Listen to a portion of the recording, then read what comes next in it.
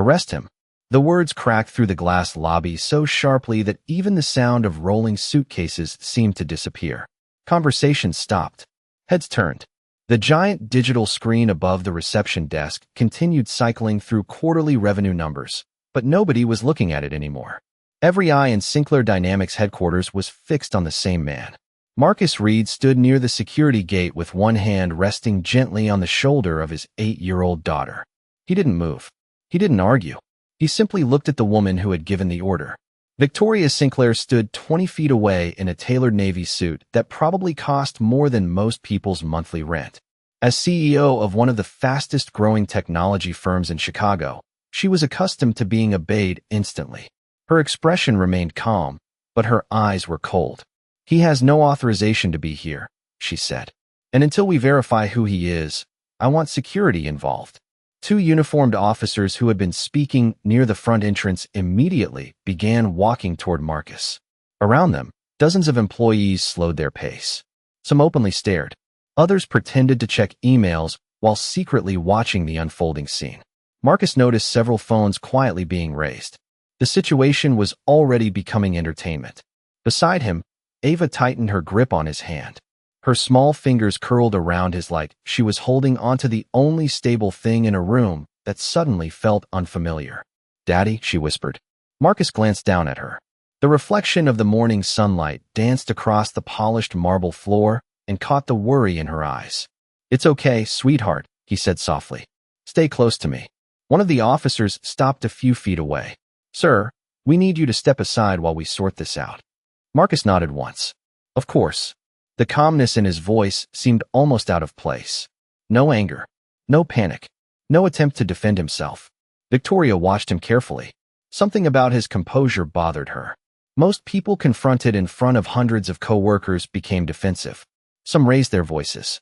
Others demanded explanations. Marcus did. Neither. He simply stood there wearing a faded brown jacket, dark jeans, and shoes that had clearly seen years of use. To Victoria, he looked exactly like someone trying to gain access to a building where he didn't belong.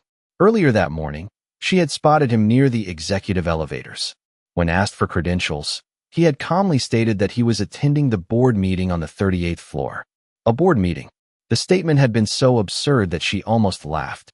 Sinclair Dynamics was preparing for one of the largest acquisitions in company history. Billion-dollar decisions would be made that afternoon. Every attendee had been vetted weeks in advance. Yet this stranger had arrived carrying a backpack and holding the hand of a little girl. The story made no sense. "What's your business here?" Victoria asked again, her voice carrying through the silent lobby. Marcus looked directly at her. "I came for the meeting." A few employees exchanged amused looks. Someone quietly chuckled. Victoria folded her arms. "And you expect me to believe that?" Marcus remained silent. That silence irritated her even more than an argument would have. Because for reasons she couldn't explain, he didn't look like a man caught in a lie. He looked like a man waiting for something. Or someone. Somewhere above them, hidden beyond dozens of floors of steel and glass, an elevator began descending toward the lobby. Marcus glanced briefly toward the glowing floor indicator, then back at his daughter. And for the first time since Victoria had ordered security to intervene, a faint smile touched the corner of his mouth. The smile lingered on Marcus Reed's face for only a second before it faded back into quiet patience. The glowing numbers above the elevator continued their descent. 34, 33, 32. Nobody else seemed to notice. The attention of the entire lobby remained fixed on him. Ava shifted closer and leaned against his side. She was small for her age, her dark curls tied back with a blue ribbon that matched the backpack hanging from one shoulder. She looked around at the crowd of strangers and lowered her voice. "Daddy, why are they looking at us?" "Like that?" Marcus glanced down and adjusted the strap on her backpack. "Because people sometimes decide who someone is before they know their story." Ava frowned as she thought about that. "That is not very nice." A faint warmth touched his eyes. "No, sweetheart. It is not." One of the officers remained nearby, watching Marcus with growing uncertainty. There was something unusual about the man. He did not appear nervous. He did not appear embarrassed. Most people placed in this situation would have tried desperately to explain themselves. Marcus simply waited. Across the lobby, Victoria Sinclair checked her watch. She hated delays. Every minute mattered today. Investors from New York were flying in. Attorneys were preparing final documents. The board would begin meeting within the hour. The last thing she needed was an unidentified visitor creating confusion inside company headquarters. Still, something continued to bother her. She pulled up a personnel file on her tablet and glanced at a photograph attached to a 20-year-old corporate record. The image was grainy and outdated. Two young men stood in front of a cramped garage workspace surrounded by cables, computer monitors, and handwritten diagrams. One was Daniel Sinclair, the company's late founder and Victoria's older brother. The other man's face was partially obscured by shadows. Victoria dismissed the image almost immediately. The company had grown too much since those days. Those early partnerships no longer mattered. Sinclair Dynamics now occupied a 70-story tower overlooking downtown Chicago. Its annual revenue exceeded $3 billion. Whatever role the unknown man in that photograph had played decades ago, it was ancient history. Nearby, employees continued whispering.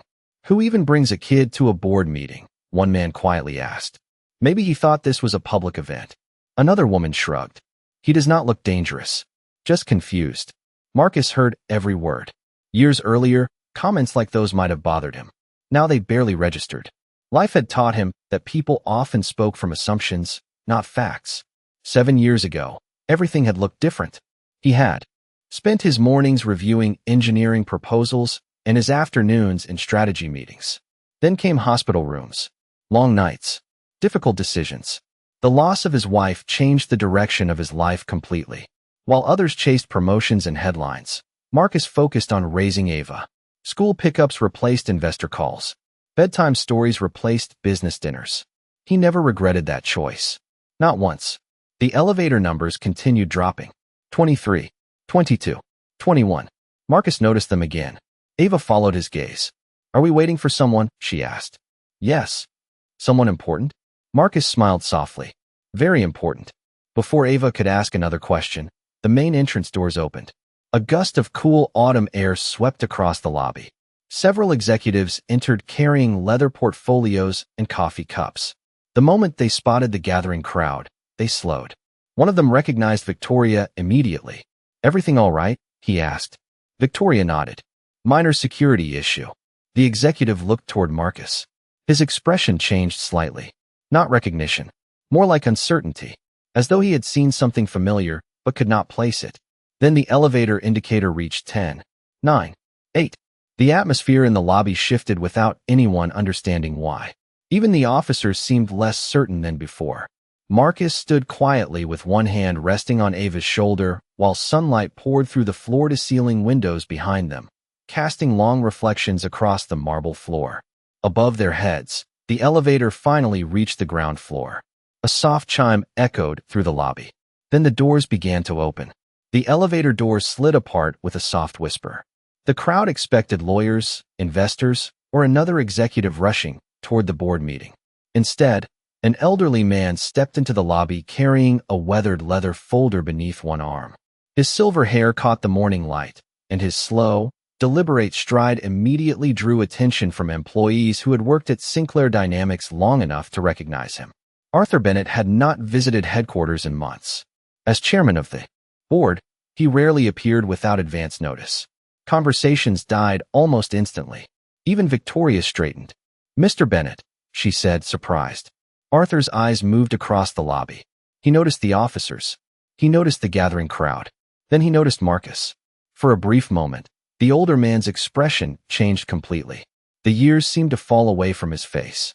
"Marcus," he said quietly. The single word carried farther than anyone expected. Marcus offered a polite nod. "Good morning, Arthur." A strange silence followed. Several executives exchanged confused glances. Victoria looked from one man to the other. Something about the interaction felt wrong. Not wrong in the sense of danger. Wrong in the sense that an important fact had somehow been overlooked. Arthur approached slowly. Ava looked up at him with cautious curiosity. The old man smiled warmly. "And who is this young lady?" he asked. "My daughter, Ava." Arthur's eyes softened. "You look just like your mother." Ava smiled shyly. "You knew my mom?" "A long time ago." Arthur's voice carried a trace of emotion before he cleared his throat. Then he finally turned toward Victoria. Would someone care to explain why two police officers are standing beside one of the most important people connected to this company? The question landed heavily. Victoria blinked. Sir, there appears to be some confusion regarding his identity. Arthur stared at her. Confusion? He arrived claiming he was attending the board meeting. He is attending the board meeting. The officers glanced at each other. Nearby employees stopped pretending not to listen. Arthur's tone remained calm, but the atmosphere shifted immediately. Victoria felt a knot tighten in her stomach. Sir, I reviewed the attendee list personally. Arthur raised an eyebrow. Did you? Yes. Then perhaps you reviewed an incomplete version. He extended his hand toward Marcus. Without hesitation, Marcus shook it. The gesture was simple, but its effect rippled through the room. Suddenly, the stranger standing beside a little girl no longer looked like an outsider. He looked like someone who belonged. Victoria noticed several senior executives, growing visibly uncomfortable. One of them, a man from corporate finance, lowered his eyes entirely. Arthur glanced toward the elevator bank. We are already running behind schedule. Then he looked back at Marcus. I was beginning to wonder if you would come. Marcus smiled faintly. Ava had a science presentation this morning. Naturally. Arthur chuckled. Business can wait. Fourth grade science projects cannot. A few employees stared in disbelief. Nobody spoke to Arthur Bennett that casually. Nobody. Yet Marcus did. And Arthur seemed genuinely pleased by it. Victoria felt her certainty beginning to crack. She had spent years building authority inside these walls. She knew every department head, every board member, every investor. Yet she had never heard Marcus Reed's name mentioned once. How could someone apparently important enough to receive personal greetings from the chairman remain invisible? Her thoughts drifted briefly toward that old photograph she had dismissed earlier. Two young men standing in a cluttered garage, Daniel Sinclair, and someone else. Before she could fully process the memory, Arthur placed a hand on Marcus's shoulder. Come upstairs, he said. There are several people who have been waiting a very long time to see you again. Around them, employees watched in stunned silence as the doors of certainty began opening one by one. Victoria stood frozen where she was. For the first time all morning, she realized she might not understand this situation at all. Victoria remained where she was for several seconds after the group entered the elevator. The lobby slowly returned to motion, but the energy had changed. Employees were no longer whispering about an intruder. They were whispering about Marcus Reed. Questions moved through the building faster than emails. By the time Victoria stepped into a separate elevator and began ascending toward the executive floors, she could already feel uncertainty spreading through the company. The ride to the 38th floor felt longer than usual. The polished steel walls reflected her expression back at her. Calm on the surface, troubled underneath. She replayed every moment from the morning. The confidence in Arthur Bennett's voice. The familiarity between him and Marcus. The way several senior executives had reacted when they saw him. None of it fit the picture she had created in her mind. When the elevator doors opened, the executive floor greeted her with quiet luxury. Thick carpet softened every footstep. Floor-to-ceiling windows overlooked Lake Michigan, where sunlight glittered across the water nearly 1,000 feet below. Assistants hurried between offices carrying folders and tablets. Yet even here, people seemed distracted. Several conversations stopped as she walked past. Victoria entered the boardroom and immediately noticed an unusual sight. At the far end of the massive walnut conference table sat Marcus. Ava occupied the chair beside him, coloring quietly in a notebook Arthur had apparently found for her. Marcus appeared completely comfortable, as though he had sat in that room 100 times before. Arthur stood nearby speaking with two board members. One of them, Margaret Holloway, smiled warmly when she saw Marcus. It has been too long, she said. Far too long. Marcus nodded. Life became busy. Margaret glanced at Ava. I imagine she had something to do with that. Ava looked up and grinned. The room shared a brief laugh. Victoria stopped in the doorway. Nobody acknowledged her arrival immediately. For the first time in years, she felt like the outsider in her own boardroom. She walked toward her seat and opened her tablet. Her eyes narrowed as she reviewed archived company records. Most files from the early years were incomplete. The deeper she searched, the stranger things became. Certain ownership documents were restricted. Several foundational agreements required chairman-level authorization to access. Then she found a photograph she had never seen before. The image showed the original garage workspace during the company's first year. Daniel Sinclair stood beside a younger Marcus Reed. Both men were covered in dust from assembling prototype hardware. A handwritten sign hung behind them. Future headquarters. Victoria stared at the picture. The timestamp showed it had been taken 22 years earlier. Before the first investors. Before the first office. Before the company officially existed. Her pulse quickened. Across the room, Arthur called the meeting to order. Board members settled into their seats. Legal advisors arranged documents. Financial analysts prepared presentations. The atmosphere shifted from casual conversation to serious business. Victoria looked up just as Arthur placed a thick folder in front of Marcus. "Before we begin," Arthur said, "there is one matter that needs clarification." The room became silent. Marcus looked at the folder but did not open it. Arthur's gaze moved around the table. "Many people in this company know our growth story. Few know the full story." Victoria felt her stomach tighten. Several board members exchanged knowing looks. Others leaned forward with curiosity. Arthur rested both hands on the table. "The truth is that Sinclair Dynamics was never built by one founder." The silence deepened. Even the distant hum of the city seemed to disappear behind the glass walls. Arthur looked directly at Marcus. And it is time everyone remembered that. No one spoke for several seconds after Arthur's words settled over the room. The city skyline stretched beyond the glass walls, bright and distant, while inside the boardroom every eye shifted toward Marcus Reed. He remained seated, one hand resting near Ava's notebook. The little girl continued coloring quietly, unaware that the room around her had become the center of a revelation. Arthur opened the folder and slowly removed several aged documents protected inside transparent sleeves. The paper had yellowed with time. Original signatures lined the bottom of each page. 22 years ago, Arthur said, two young engineers rented a garage on the south side of Chicago. One was Daniel Sinclair. The other was Marcus Reed. Several board members nodded. Others stared at the documents in disbelief. Arthur placed the first agreement in the center of the table. This partnership established the company that would eventually become Sinclair Dynamics. Victoria felt her throat tighten. She looked at the signatures. Daniel Sinclair, Marcus Reed, side by side, equal. Arthur placed another document beside it, then another. Ownership agreements, patent filings, original funding records. Every page told the same story. Marcus had not simply been involved. He had been there from the beginning. Victoria glanced toward Marcus. He still looked calm. There was no triumph in his expression, no satisfaction. If anything, he appeared slightly uncomfortable with the attention. Arthur continued. When Daniel became the public face of the company, Marcus focused on development, engineering, and operations. Most media interviews featured Daniel. Most investors met Daniel. Over time, the public assumed there was only one founder. The room remained silent. Arthur's voice softened. Neither of them cared about recognition. They cared about building something that mattered. Marcus lowered his eyes briefly. Memories seemed to pass behind them. Long nights, empty bank accounts, folding chairs in a garage, dreams that had once felt impossible. Then life had changed. Success arrived. Families grew. Responsibilities shifted. Some stories became forgotten. Arthur slid one final document across the table. After Daniel passed away, Marcus stepped away from daily operations to focus on his family. He never sold his shares. He never surrendered his rights. He simply chose a different priority. Victoria looked down at the page. Her breath caught. The ownership percentage was printed clearly beside Marcus's name. 50%. Half the company. Half of everything.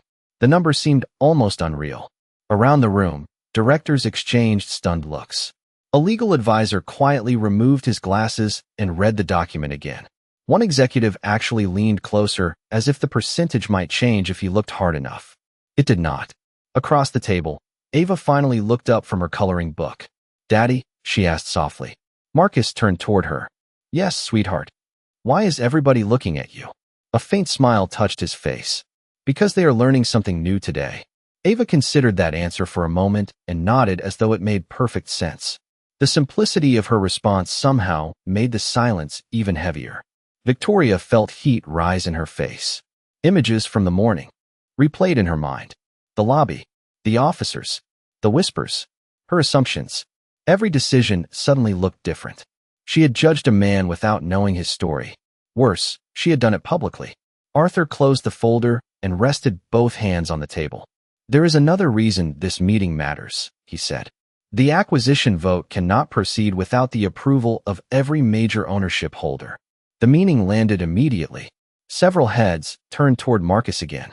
The entire future of the company now depended on a man many employees had not recognized an hour earlier. Marcus looked through the glass wall toward the shining city beyond. Then he slowly returned his attention to the room.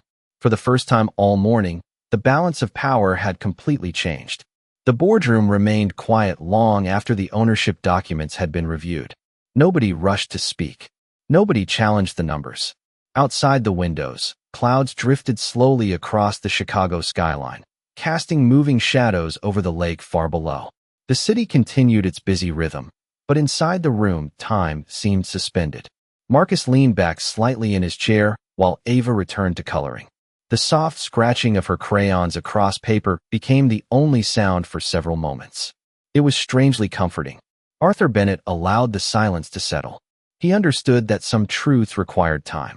Around the table, directors who had spent years making decisions about the company's future were now re-examining its past. Victoria sat motionless. The weight of the morning pressed against her chest. She remembered every assumption she had made. Every conclusion she had reached before asking a single question. Yet the man she had judged showed no sign of resentment. That unsettled her more than anger would have. Finally, Arthur broke the silence.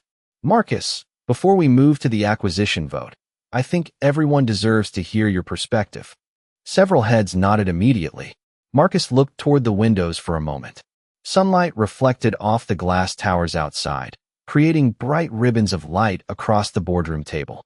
When he finally spoke, his voice remained calm. There is not much to tell. A few people smiled faintly at that. Arthur certainly did. That is not true, the chairman replied. Marcus glanced down at Ava. She was drawing a house beneath a bright yellow sun. A small figure stood beside a taller one holding hands. He smiled softly before looking back at the room. When Daniel and I started this company, we were just two young men trying to solve problems nobody else cared about. We worked wherever we could afford to work. Most weeks that meant a garage. Several directors listened closely. Some had heard pieces of the story. None had heard it directly from him.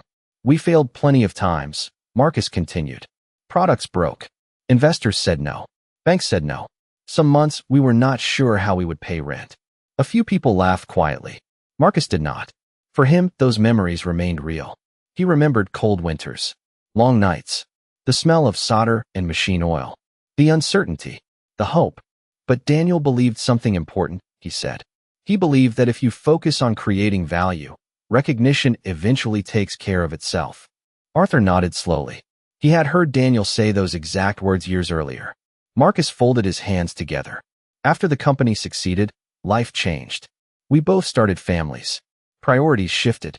Then after Daniel passed away and my wife became ill, my focus changed completely. The room grew still again. Nobody interrupted. Marcus looked at Ava. Some opportunities only come once. Time with the people you love is one of them. Victoria lowered her eyes. The sentence struck her harder than she expected. Marcus continued quietly. So I stepped away. Not because I stopped caring about the company. Because someone needed me more. Ava looked up and smiled at him. He smiled back. The exchange lasted only a second, but several people around the table felt its impact. The room no longer saw a major shareholder. They saw a father. They saw a man who had chosen family over status. Outside, sunlight brightened again as the clouds drifted away.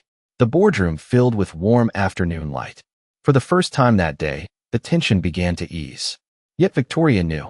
Something important still remained unresolved. The company had discovered who Marcus Reed was. Now she had to decide what kind of person she wanted to be after discovering the truth. The atmosphere inside the boardroom had changed completely, but the biggest revelation had not arrived yet.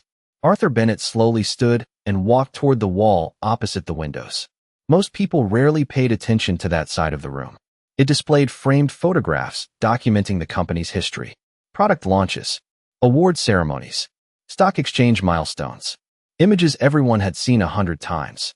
Arthur stopped in front of the oldest photograph in the collection. There is something else this company has forgotten, he said quietly. The directors followed his gaze. So did Victoria. Arthur carefully removed the frame from the wall. Dust outlined its edges, evidence that it had not been touched in years. He carried it back to the table and placed it in the center. The photograph showed two young men standing beside a folding workbench covered in computer parts. One was instantly recognizable as Daniel Sinclair. The other wore worn jeans, a faded sweatshirt, and an exhausted smile. Marcus Reed, 22 years younger. Several board members leaned forward.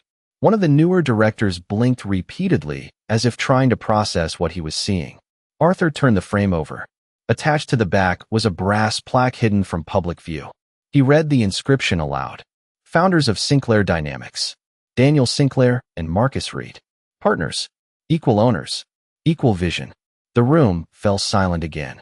Victoria felt her pulse quicken. She had spent 7 years leading the company. 7 years studying its reports, strategy, and history. Yet she had never seen that plaque. Arthur looked around the room. After Daniel passed away, Marcus requested that his name receive less attention. He wanted the company to focus on its future, not its founders. We respected that decision. He paused. But respecting his privacy eventually became forgetting his contribution. Marcus lowered his eyes. There was no pride on his face. Only a quiet sadness. The sadness of someone watching a chapter of life slowly disappear from memory. Arthur continued. Every patent that launched our first products carries both names. Every major breakthrough from those early years involved both men. This company exists because of two founders, not one. Victoria stared at the photograph. Suddenly dozens of details made sense. The familiarity Arthur showed him. The respect from older board members. The restricted ownership files. Even the confidence Marcus carried despite being questioned in the lobby. He had never needed to prove himself because he already belonged. More than belonged. He helped create everything around them. Ava looked up from her notebook and noticed the photograph. "Daddy, is that you?" she asked. A gentle smile appeared on Marcus's face. "A very long time ago." Ava giggled. "Your hair looks funny." Laughter moved through the room, breaking some of the tension. Even Marcus laughed softly. The sound felt human and warm against the heavy emotions surrounding the meeting. Then Arthur slid another folder across the table. "There is one final matter." He opened it and revealed the original founder agreement. The ownership percentage was printed clearly beside both names. 50%. 50%. Equal. Undeniable. Permanent. The acquisition proposal sitting before the board suddenly looked very different. The future of the company depended on a man many employees had mistaken for a visitor just hours earlier. Victoria slowly looked toward Marcus. Their eyes met for the first time since the board meeting began. She wanted to speak, to explain, to apologize. But the words refused to come. Because at that moment, she understood something far more painful than embarrassment. The man she had judged was not merely a shareholder. He was one of the people who built the very chair she sat in. For several long seconds, nobody spoke.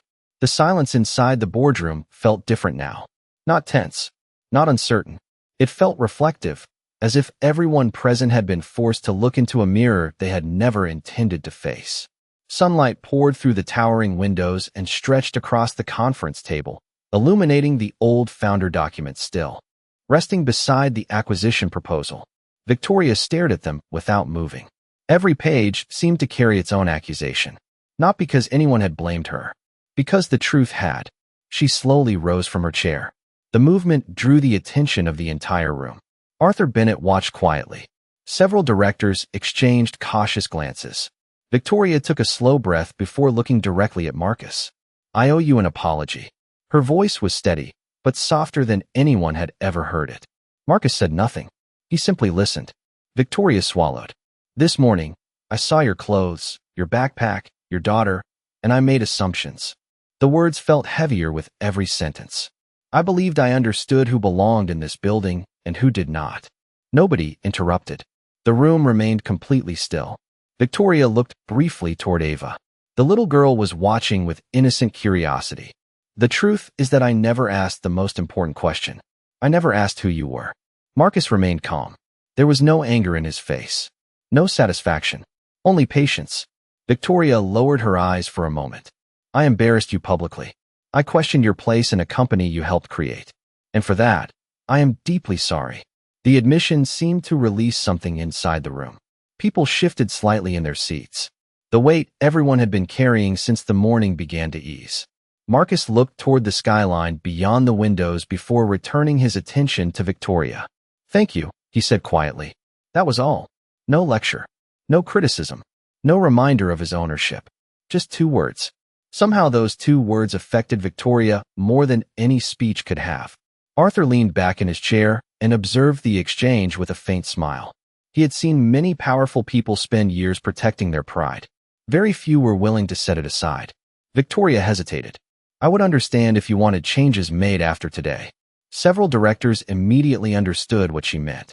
Marcus possessed the authority to influence the future leadership of the company. The realization hung in the air. Ava glanced between the adults, sensing the seriousness, even if she did not fully understand it. Marcus folded his hands together and thought for a moment.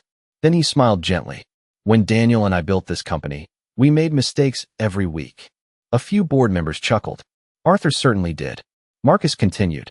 "The goal was never to become perfect. The goal was to learn." Victoria listened carefully. What matters is what happens after a mistake.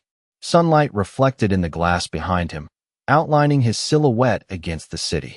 People reveal their character when they are given a chance to choose differently. Victoria felt her throat tighten. Marcus could have humiliated her. He could have demanded consequences. He could have reminded everyone in the room of his power. Instead, he offered grace. Ava suddenly raised her hand as if she were in school. The room turned toward her. "Can I say something?" she asked. Marcus smiled. "Of course." Ava looked at Victoria. "My daddy says everybody gets things wrong sometimes." A few people laughed softly. Ava continued. "But he also says saying sorry is brave." The room fell quiet once more. Victoria felt unexpected emotion rise behind her eyes. She smiled at the little girl. "Your father is a very wise man." Ava nodded proudly. "I know." Laughter spread through the boardroom, warm and genuine this time. The tension that had defined the day finally began to disappear. And for the first time since Marcus had entered the building that morning, nobody was looking at ownership percentages, titles, or authority. They were simply looking at character.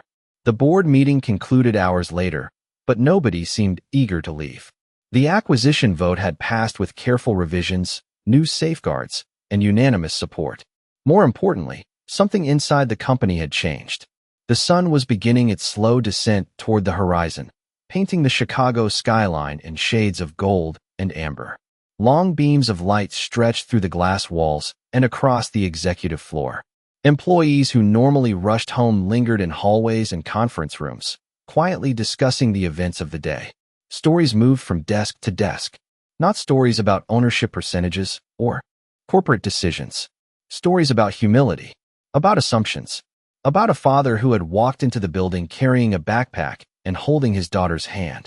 Marcus stood near the windows outside the boardroom, watching the city below. Thousands of cars moved through the streets like streams of light.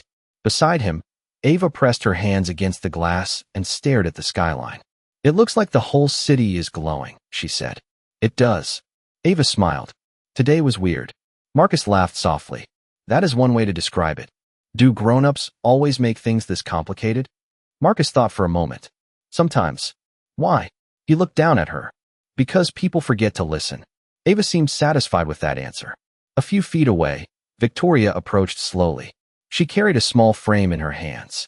For a moment, she simply stood there, looking out at the city. Then she turned toward Marcus. "I found this in storage."